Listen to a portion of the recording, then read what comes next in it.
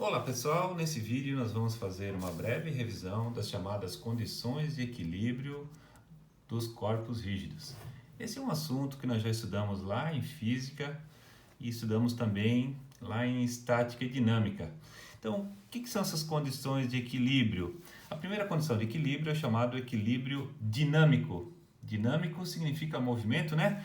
Essas condições que os corpos devem respeitar quando a velocidade, o vetor velocidade é diferente de zero. Então, o nosso clássico problema, né? Nós temos aqui uma massa M sujeita a um bloco rígido, né? Uma massa M sujeita a várias forças. Aqui eu representei força F1, F2, peso, uma outra força. Então, nesse caso, três forças atuando sobre um bloco de massa M, um bloco rígido, né? Corpos rígidos. E isso vai gerar uma certa velocidade medida em metros por segundo sobre esse corpo rígido de massa M. O que diz a condição de equilíbrio dinâmico? A famosa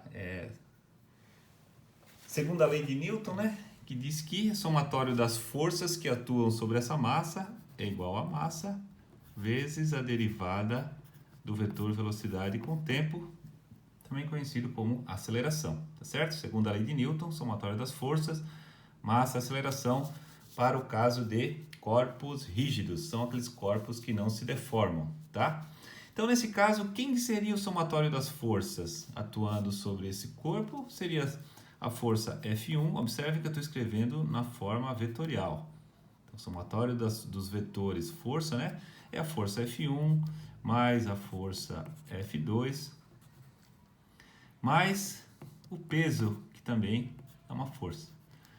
De novo, estou escrevendo na forma vetorial. Essas forças têm direções diferentes, né? Algumas são para baixo, outras são inclinadas para a direita e para cima, outra inclinada para a direita e para baixo. Pode ter uma infinidade de combinações, mas os vetores, força, a gente soma, tá certo? Então, essa é a primeira condição de equilíbrio, que é equilíbrio dinâmico, aquele que envolve velocidade ou aceleração, né? Existe uma segunda condição de equilíbrio, que é o equilíbrio estático, quando esse corpo agora está parado, ou seja, se a velocidade é zero. O que acontece se a velocidade é zero aqui? Se a velocidade é zero, sempre zero, né? Derivada de zero com relação ao tempo vai dar zero, então a aceleração é zero, logo o somatório das forças é igual a zero. Ou seja, somatório das forças, que é F1 mais F2 mais a força peso, tem que ser igual a zero. Então, se há movimento, é o equilíbrio dinâmico, somatório das forças, má aceleração. Se não, somatório das forças igual a zero. Uma outra forma de representar isso é, em vez de representar na forma vetorial, desse jeito aqui, a gente vai trabalhar também por direções. Então, na direção X é essa direção aqui, né? A componente da força 1 na direção X, que nós vamos chamar de F1x. A componente da força 2 na direção X, que nós vamos chamar de F2x. F1x mais F2x é igual a zero. Posso pensar também na direção Y. Na direção Y, então nós temos aqui F1y e na direção Y, F2y. Então, eu posso reescrever F1y mais F2y menos o peso, porque o peso está atuando na direção Y, somente, o peso é sempre contra a gravidade, né? A gravidade a gente geralmente escolhe na direção do eixo Y. Observe que o peso não apareceu aqui na direção X. Na direção X o peso não aparece. O peso aparece só na direção Y e apareceu com o sinal negativo aqui. E observe que o F1y negativo é negativo também, assim como o peso, porque está contra o eixo Y. Então, na verdade, faltou o sinal de menos aqui. Tá certo? Então, forma vetorial e forma das coordenadas nas direções X e Y.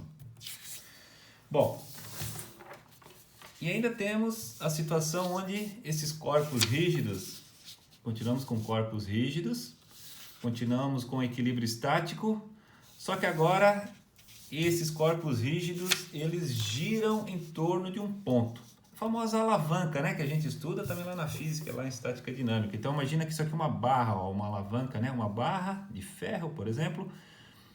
Ela tem uma articulação móvel numa extremidade, então imagina que aqui tem um pino que permite que essa barra gire para cá ou para cá.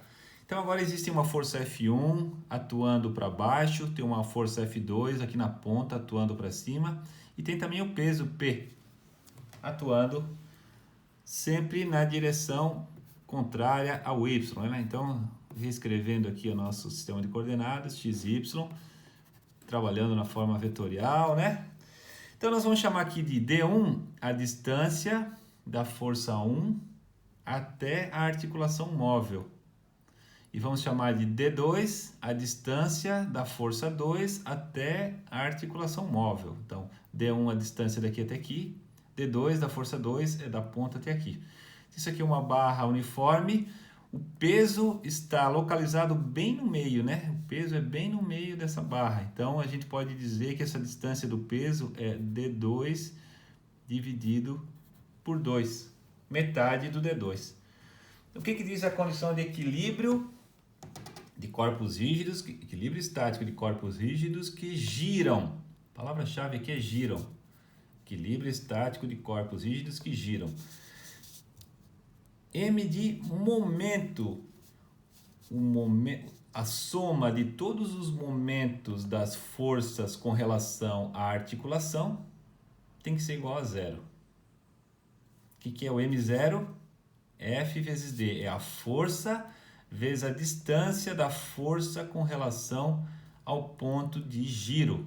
É o ponto onde está girando. Onde é que gira? Na articulação. Certo? Então, a gente sempre pega a componente perpendicular da força F com relação à distância D. Mesma coisa aqui, F1, componente dela perpendicular. F2, perpendicular. Peso, perpendicular. Então, se eu multiplicar as forças pelas respectivas distâncias com relação ao ponto de articulação, nós temos a somatória dos momentos. Então, nesse exemplo aqui, ó, quem que é o somatório de momentos? Então, observem que existem 3 forças gerando momento, ou seja, essa força vezes essa força vezes essa distância e essa força vezes essa distância. Cada força provoca um giro num sentido. Então, a gente convenciona que giro no sentido horário é positivo e giro no sentido anti-horário é negativo. É uma convenção. Não é obrigatório usar sempre essa convenção, mas é uma convenção bastante utilizada. Então, sentido horário, F1 faz essa barra girar no sentido horário, no sentido dos ponteiros do relógio. Então, F1 vezes D1 vai me dar um momento positivo, F1 vezes D1. O peso também provoca um giro no sentido dos ponteiros do relógio. Então, também é um sentido horário. Então, positivo também. P vezes D2 sobre 2. Observem que isso aqui não tem mais o símbolo de vetor, tá? Isso aqui é um escalar, tá certo? É um escalar. Então, apesar de eu desenhar a flechinha aqui em cima, eu vou trabalhar só com o módulo da força, vezes o D1, o módulo da força, vezes a distância do peso com relação à articulação. E, finalmente, a força F2. Agora, essa força provoca um giro no sentido anti-horário, então é negativo.